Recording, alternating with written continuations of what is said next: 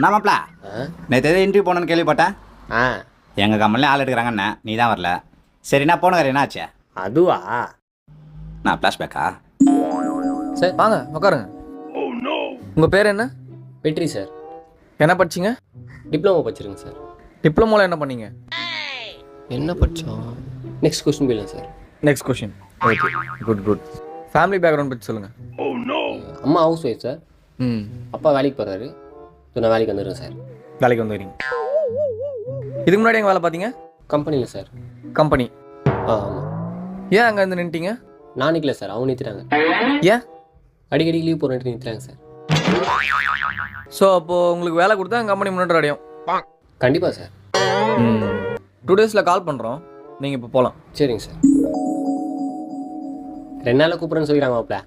ஆமாம் உங்கள் கம்பெனியில் ஆள் இருக்காங்கன்னு சொல்லியிருந்தியா? இன்டர்வியூ வரவா? இல்லை மாப்ள, இப்போ எடுக்கிறது இல்லை.